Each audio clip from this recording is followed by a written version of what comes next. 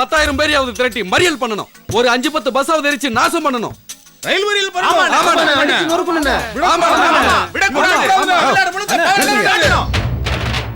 உங்களுக்கு தெரியாது, மாசிக்கு தெரியாதா?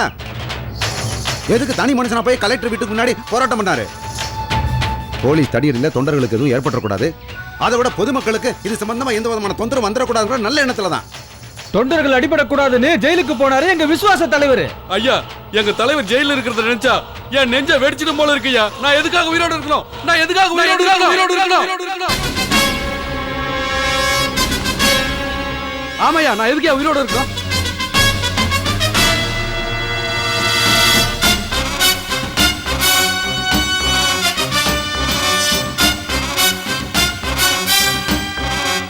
சிவா, சிங்கண்டா.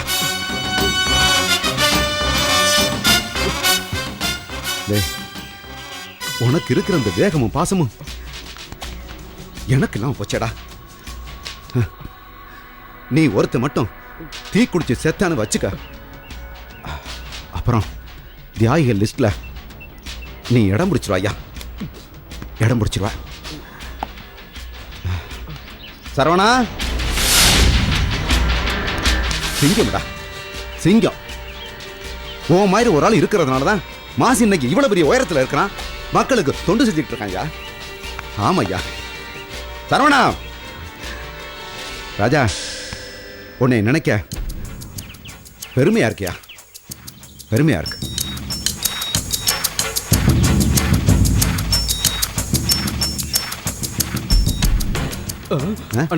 என்னப்பா? ஏதோ ஒரு பேசிக் சொன்ன. நீ பேச்சுக்கு சொல்லல, உன்னை பத்தி எனக்கு தெரியாது. செயல் வீரன், செயல் வீரன்டா. வரப்போற சரித்திரத்துல உன் பேரு இடம் பெறும்டா. அப்ப நீ பார்க்கத்தானே பாரு. ஏய் போ, வா வா வா. ஏய்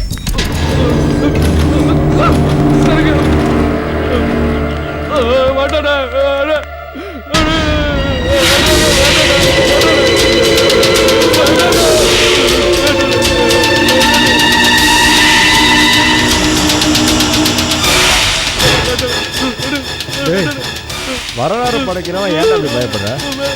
நல்லா இருக்கு.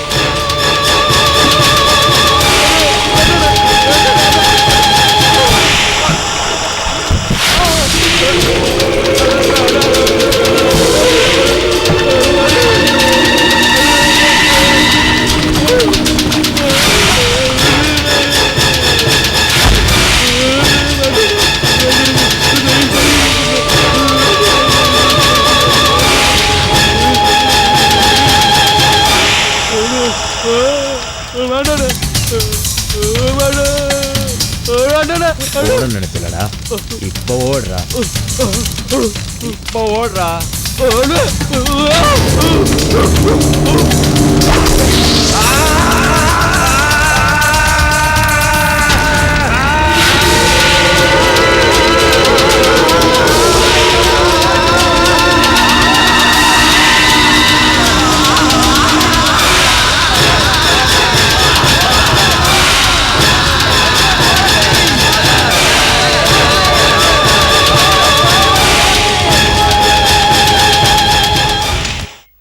என்ன பண்ணுவீங்களோ ஏது பண்ணுவீங்களோ அதெல்லாம் எனக்கு எதுவுமே தெரியாது. நான் சொன்னதெல்லாம் நடத்திடுங்க, ஒன்றும் பிரச்சனை இல்லை. எல்லாத்தையும் நான் பார்த்துக்கிறேன். ஆமாம்,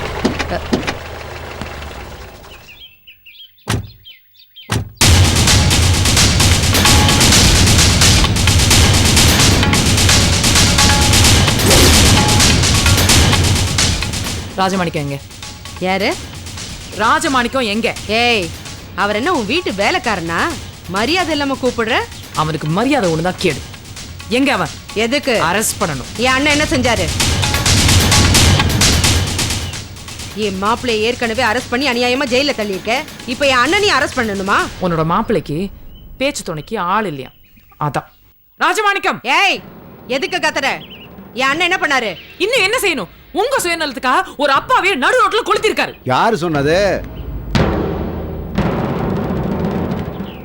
அண்ணே, நீ என்ன வந்த? உள்ள போன? அட போம்மா, உள்ள போனா போலீஸை பார்த்து பயந்து ஓடிட்டோம்னு சொல்றதுக்கா? நாம எத்தனை போலீஸை பார்த்துருப்போம். ஆமா, யார் சொன்னது? யாரு சொல்லணுமோ சொல்லியிருக்காங்க. என்ன சொன்னாங்க? ஸ்டேஷனுக்கு வா, நான் சொல்றேன். ஏன் இங்க சொன்னா அண்ணே, கேட்க? இருங்கண்ணே. மாப்பிள்ளைய அரெஸ்ட் பண்ணி உள்ள வச்சதுக்கு அவர் தொண்டை ஒருத்தன் தீ குளிச்சிருக்கான். எதுக்கு தேவையில்லாம என் அண்ணனை கூப்பிடுற?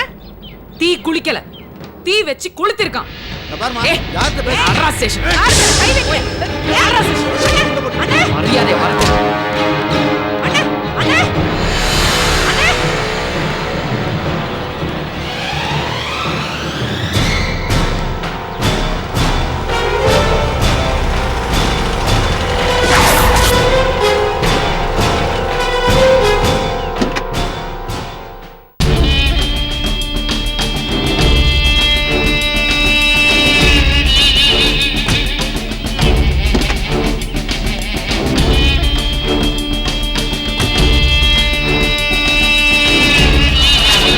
டேய் வாடா,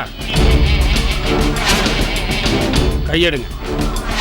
சார், he's resisting arrest. கையெடுன்னு சொல்றேன். மாசிக்கு ஒருத்தன் சொந்தக்காரனா இருக்க கூடாது. ஆம்பளை பொம்பளை யாரா இருந்தாலும் உடனே அள்ளிட்டு போய் உள்ள போட்டணும். அதான் உங்க ஆசை இல்ல? சார், இல்ல sir, he's just not. Sorry sir. எதுக்காக அவர் அரெஸ்ட் பண்றீங்க?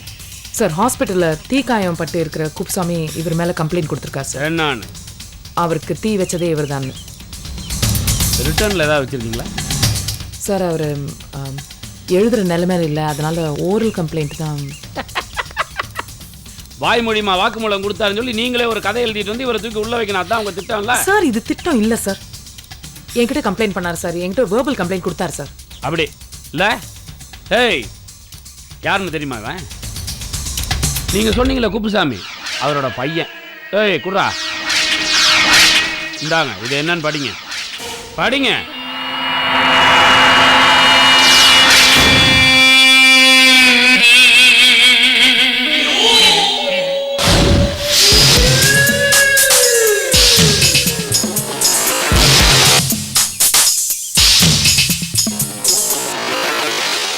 தெரியுதா?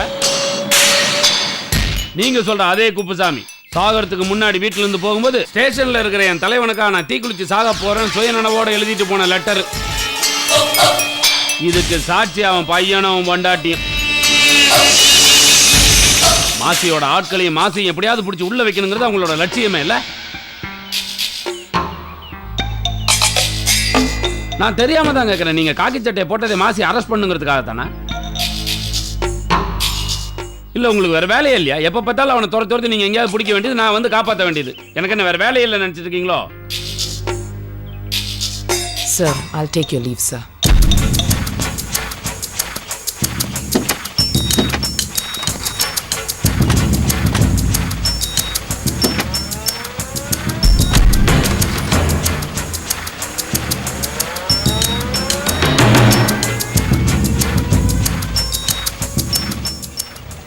உள்ள வாங்க. புலி மாதிரி வந்தவளை பூனை மாதிரி போக வச்சிட்டீங்க.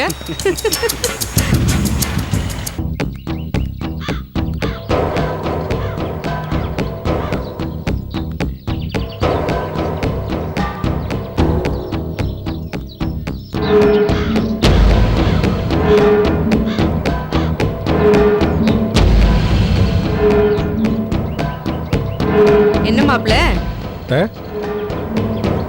என்ன ஜெயிலுக்கு போயிட்டு வந்ததை நினைச்சு வருத்தப்பட்டு இருக்கீங்களா? அத்தை, அதை நினைச்சு நான் சந்தோஷம் தான் பண்றேன் அத்தை. அப்புறம் என்ன எதையோ தீவிரமா நினைச்சு யோசனை பண்ணிட்டு இருக்கீங்க? வீடு புகுந்து சித்தப்பாவை இழுத்துட்டு போனாலே அதை நினைச்சுதான். அதான் வாசல் தாண்டி போறதுக்குள்ளவே சின்னத்துறையை வச்சு அவன் மூக்க உடைச்சிட்டோம்ல. இருக்கட்ட அத்தை, நான் எலெக்ஷன்ல ஜெயிச்சதுக்கு அப்புறம் எல்லாத்துக்கும் இருக்குது அத்தை. வைக்கிறேன், யார் யாரை எங்க வைக்கணுமோ அங்க வைக்கிறேன். மாப்பிள்ள, நாளைக்கு பவுலிங்கு, நாளை கழிச்சு கவுண்டிங்கு. அதை நினைச்சாலே மனசுக்கு திக்கு திக்குன்னு இருக்கு. ஏன் மாப்பிள்ள, கண்டிப்பா நம்ம ஜெயிச்சிருவோம்ல? என்னத்தை இப்படி கேட்டுட்டீங்க? எத்தனை ஓட்டு வித்தியாசத்துல ஜெயிக்க போறேங்கிறது தான் இப்ப முக்கியம். நீங்க இப்படி எல்லாம் சொல்றத கேட்கறதுக்கு எனக்கு சந்தோஷமா தான் இருக்கு. ஆனா அத்தை, 3 காரணத்தினால நாம ஜெயிக்க போறோம். 1, காம்ப்ளெக்ஸ் இடிச்சது, அதனால அனுதாபால உருவானது. 2, நான் போலீஸ் ஸ்டேஷன் போயிட்டு வந்தது. 3, என்னோட தொண்டை தீ குளிச்சு செத்தது. இந்த 3 மேட்டரையும் ஹைலைட் பண்ணி ஜனங்கிட்ட பிரச்சாரம் பண்ணதுனால ஒரு சிம்பதி உருவாச்சு.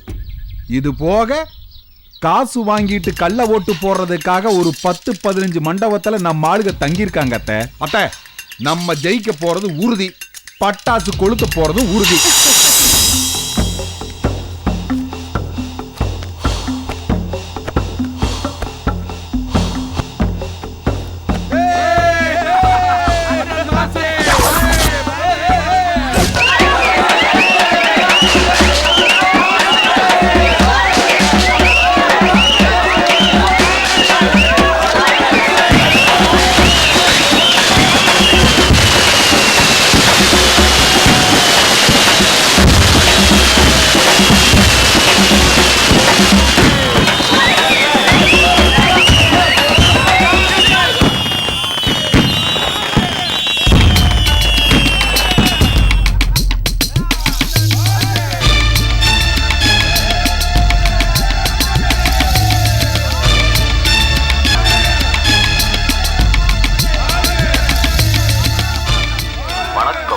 தலைப்புச் செய்திகள். நடைபெற்று முடிந்த சட்டமன்ற இடைத்தேர்தலில் மாசி என்கின்ற மாசிலாமணி வரலாறு காணாத ஓட்டு வித்தியாசத்தில் மாபெரும் வெற்றி பெற்றிருக்கிறார். அவரை எதிர்த்து போட்டியிட்ட அனைத்து வேட்பாளர்களும் டெபாசிட்டை இழந்தனர். இவர் ஒரு சுயேட்சை வேட்பாளர் என்பது குறிப்பிடத்தக்கது.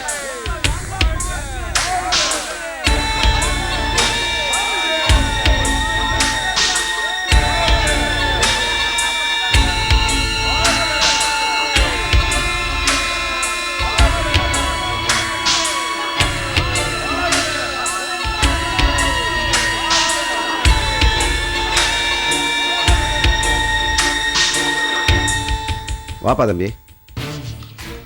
ஓ சாமி. ஆமா, சித்ரா எங்க? குழந்தைய கூட்டிட்டு ஏதோ சிறப்பு பூஜைக்காக போயிருக்குப்பா.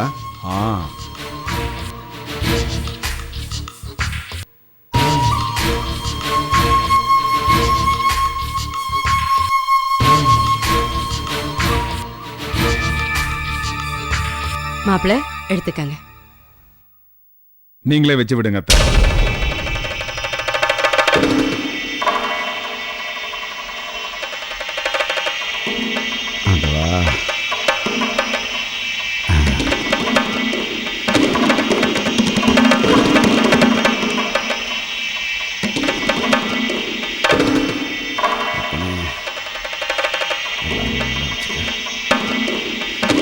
மாப்பிள்ள இப்ப ஜெயிச்சு எம்எல்ஏவா போறீங்க. திரும்பி வரும்போது மந்திரியா சைரன் வச்ச கார்ல வரணும். எல்லாம் உங்க ஆசீர்வாதத்தை. ஆண்டவா, அத்தை நினைச்சபடியே நடக்கணும்.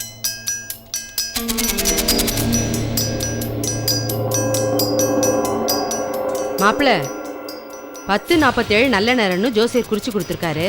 அதுக்கு இன்னும் 5 நிமிஷம் தான் இருக்கு. நீங்க கிளம்புங்க. என்ன கிளம்புன்னு சொல்றீங்க? நீங்க வரலையா? இல்ல மாப்பிள்ள, மத்தியானம் விருந்துக்கு ஏற்பாடு பண்ணி வச்சிருக்கேன். அது நான் இருக்கணும். நானும் சித்ராவை இங்க இருந்து டிவியில பாத்துக்கிறோமே. என்னத்த, எத்தனையோ எதிர்ப்பை தாண்டி ஜெயிச்சிருக்கேன். நீங்க இதையெல்லாம் பார்க்கணுங்கிறது தான் என்னோட லட்சியம். வாங்க. ஐயோ, அதான் அண்ணன் வராரு மாப்பிள்ள. நீங்க போய் ஜமாயிச்சிட்டு வாங்க, போங்க. ஆமா, நீனு தான் வாவே. இல்ல, நான் நீங்க கூட போயிட்டு வாங்க. கிளம்புங்க கிளம்புங்க. மாப்பிள்ள, நான் பாண்டிச்சேரியில இருக்கிற அன்னை அரவிந்தர் ஆசிரமத்துக்கு வேண்டிக்கிட்டு இருக்கேன். எல்லாம் நல்லபடியா நடக்கட்டும்.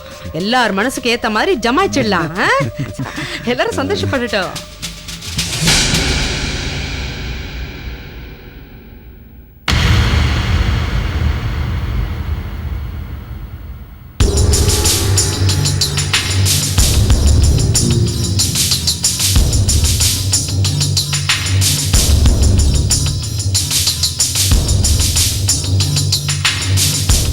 என்ன மாப்பிள்ள, எவ முகத்துல முழிக்க கூடாதுன்னு நினைச்சோமோ அவ வந்து நிக்கிறா.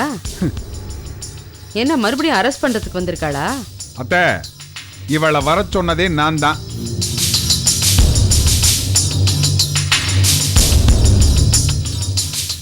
எதுக்கு வேலியில் ஓடுற ஓனான் எடுத்து மறுபடியும் மடியில கட்டிக்கிறீங்க? இல்லத்த, இன்னைக்கு இருக்கிற கவர்மெண்ட்டே என்ன நம்பித்தான். நான் மந்திரி பதவி ஏற்க போகும்போது போற வழியில எதிர்கட்சியினால எனக்கு ஏதாவது ஆபத்துன்னா அந்த கவர்மெண்டே கவுந்துரும். சாதாரண போலீஸ் எப்படி பாதுகாப்பா இருப்பாங்கன்னு எனக்கு தெரியாது. அதனாலதான் இந்த மாதிரி போலீஸ்ல திறமையுள்ள ஆபீசர் எனக்கு செக்யூரிட்டியா வரணும்னு நான் தான் இவளை வர சொன்னேன்.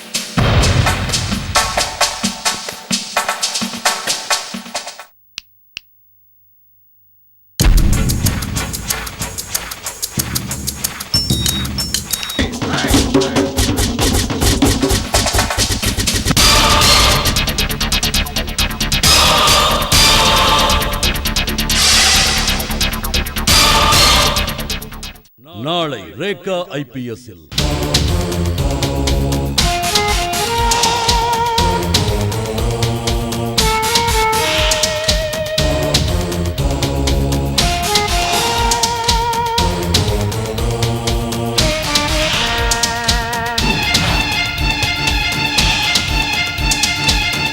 காணத் தவறாதீர்கள்.